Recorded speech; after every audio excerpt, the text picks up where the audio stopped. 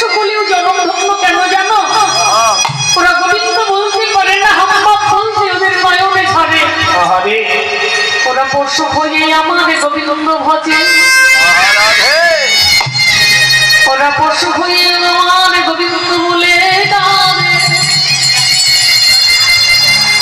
কি বলবো, অনেকে কথাটা বিশ্বাস করবে, অনেকে বিশ্বাস করবে না। আমি মুর্শিদাবাদে কীর্তনে গিয়েছি, একদিন সকালবেলায় অষ্টকালীন লীলা রসগার কীর্তন হচ্ছে, গান করছি। আমার তো সাধ্য নাই, ক্ষমতাও নাই, তোমাদের আশীর্বাদে দাঁড়িয়েছি। তোমাদের কৃপায় তিনি যতটুকু বলাই ততটুকুই বলি। একটা গোয়ালে একটা গাভী মাতা অন্য কোনো ধেনুর চোখে জল নাই, ওই ধেনু শুয়ে শুয়ে অঝরে কাঁদছে। শুধু ওই ধেনুটা নয়, আমরা অনেক হরিবাসনে যাই মা, অনেক হরিবাসনে প্রভু ভক্তরাও ছুটে আসে, এসে সবাই দূর দূর দূর দূর করে তাড়িয়ে দেয়, ভক্তের চরণ ধুলায় গড়াগড়ি দেয়, ওরাও তো আনন্দ করে। কত জায়গায় কীর্তনে যাই দেখি, হয়তো বলবে যে কীর্তনী এটা বানিয়ে বানিয়ে বলছে। আমি মিথ্যা বলে কেন অপরাধে ভারী হবো বল?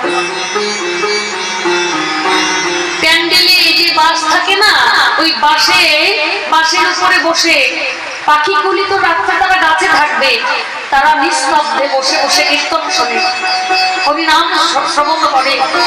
কিন্তু এই মনুষ্য কুলে জন্ম নিয়ে ওদের চৈতন্য হলো, কিন্তু আমাদের মতো কিছু মানুষ আছি আমরা, শুধু আকারটা পেয়েছি, মনুষ্যত্ব বোধ আমাদের জাগে নাই। শুধু আমার আমার করে বললাম, একদিন কৃষ্ণ বলে গোবিন্দ বলে কাঁদে লাগলাম, ভক্তের চরণ ধুলো আমাকে মাপলাম না। হরি বল,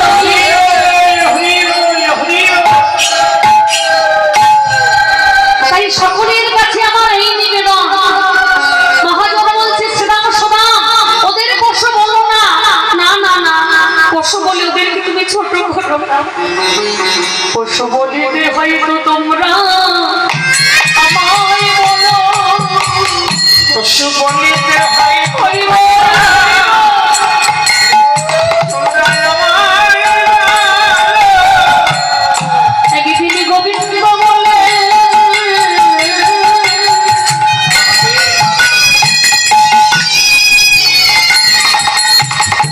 আমি কাঁদিলে না পশু বলিতে হয় আমায় বলো, আগে গোবিন্দ বলে